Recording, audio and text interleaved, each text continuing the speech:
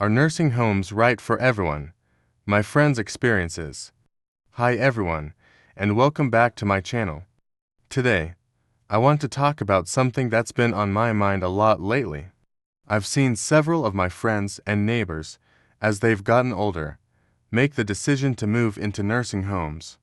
I clearly remember my neighbor, Mary, who lived right next door. She was such a strong and independent woman her whole life. When she decided to move, it really made me sad. She said her health just wasn't allowing her to take care of herself at home anymore. Then there was John, a good friend of mine who I played cards with for years. He was always so active and loved getting out to see people. But after a health scare, his family felt it was best for him to go into a nursing home where he could have round-the-clock care. Every time I visit him, I feel a pang of sadness. Even though he's well looked after, I can see it in his eyes, a longing for home, a yearning to be back with his familiar memories. I know that in many situations, a nursing home is a necessary, even the best, option for those who need specialized medical care. However, through what I've witnessed with Mary, John, and others, I've also come to realize that moving into a nursing home can bring about limitations and regrets that many folks might not fully anticipate. So, in today's video, I want to share what I've learned from these experiences. We'll take a look at some of the potential downsides that might lead some seniors to regret leaving their beloved homes. Let's explore this together, shall we? One of the things I've noticed most with my friends after they moved into nursing homes is that they just don't have the same freedom to decide how they live their lives anymore. At home, we're used to being able to do things on our own terms, right? Wake up when we want, eat what we like, go where we please, see who we want to see. It's all up to us. But in a nursing home, it seems like everything runs on a schedule. Meal times, medication times, activity times, it's all set.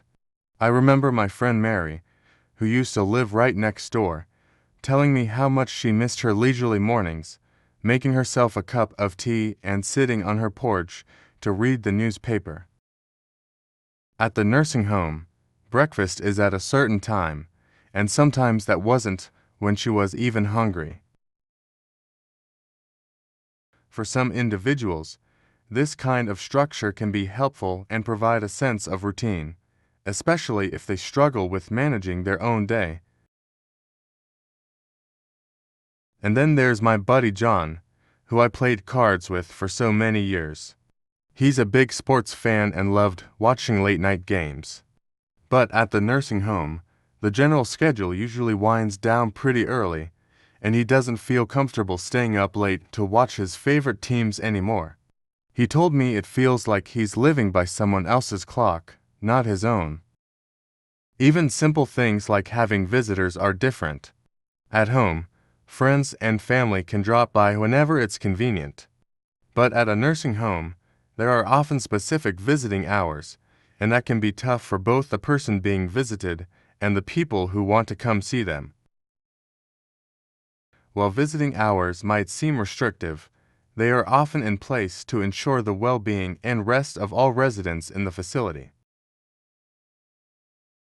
That feeling of not being completely in control of your daily decisions, even the small ones, seems to be one of the hardest adjustments my friends have had to make.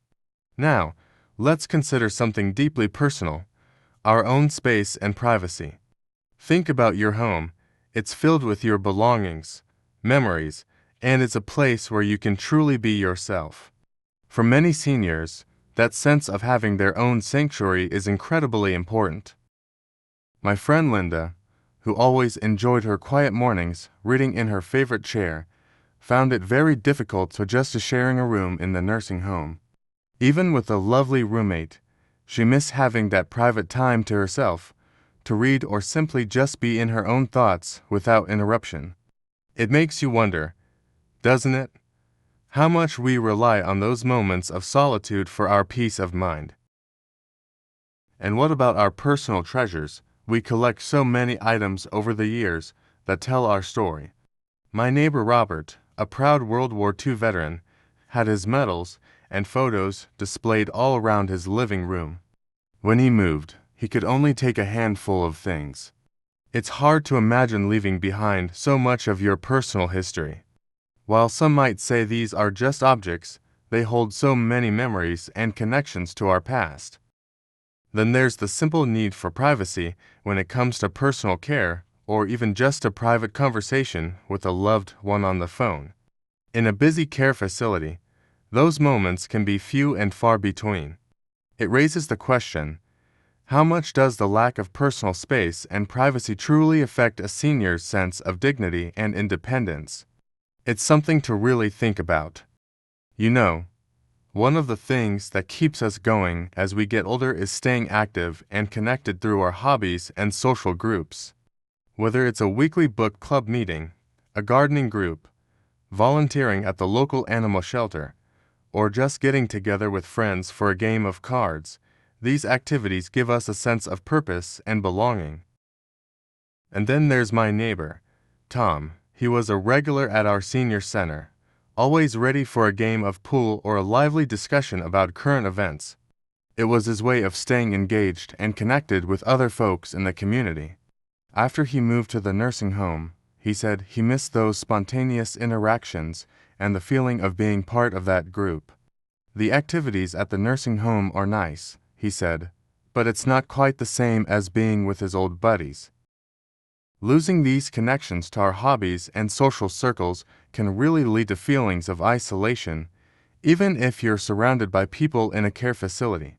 It makes you realize how important those self-chosen activities and relationships are for our overall happiness and well-being as we age. What are some of the groups or hobbies that are important to you? One of the biggest worries I've heard from my friends is the financial burden of living in a nursing home. The cost of long-term care like that can be very high, and it's a major concern for both seniors and their families. Many have faced real pressure wondering if they'll have enough money to cover the expenses for the rest of their lives, and that can cause a lot of stress. This financial strain doesn't just affect the seniors themselves. It often extends to their children and other relatives who might have to make personal financial sacrifices to help out. Plus, navigating insurance for long-term care can be complicated, and many folks are surprised to learn that regular health insurance doesn't cover most nursing home costs. Clearly, the financial aspect is a critical factor anyone considering a nursing home needs to think very carefully about. One thing I've really noticed when talking to my friends in different nursing homes is that the quality of care and the personal attention they receive can vary quite a bit. While it's true that some places might have challenges, it's also important to remember that many nursing homes do have dedicated staff who work very hard. John, who's in a facility where he says the staff is kind and tries their best. But because there are so many residents needing care, he sometimes has to wait a while for help. He does mention that there are nurses and aides who really try to make sure he's comfortable. On the other hand, I've also heard stories from friends in other places about staff seeming less attentive or having less time to really listen to their concerns. That's really sad, because when you're in an environment like that, you need to feel safe and cared for. So, we've taken a look at some of the things my friends have gone through and some of the regrets they've felt after moving into a nursing home. From the loss of freedom in their daily routines to the lack of personal space and the feeling of being disconnected from their familiar community. We've also talked about the financial burden and the fact that the quality of care can really vary. The important thing I want to emphasize here is that not all nursing homes are the same, and there are definitely people who are happy and well cared for in those facilities. However, based on my friends' experiences, I've learned that moving to a nursing home can bring about challenges that we really need to think about carefully. Deciding where to live as we get older is a very personal decision, and it depends on so many different factors. What's crucial is that we explore all the options thoroughly, not just nursing homes, but also other solutions like staying at home with support from family and professional services. Please, have open and honest conversations with your loved ones about your wishes and concerns. Don't hesitate to seek out information and get advice from people who have been through this. Our ultimate goal is to have a peaceful, happy, and fulfilling life as we age, wherever we choose to live. I want to wish you all good health, happiness, and the wisdom to make the best decisions for your future. If you found this video helpful, please hit the like button, share this video with anyone who might find it useful, and don't forget to leave a comment down below sharing your thoughts.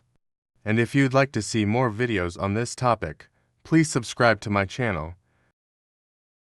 Thank you for watching, and I'll see you in the next video.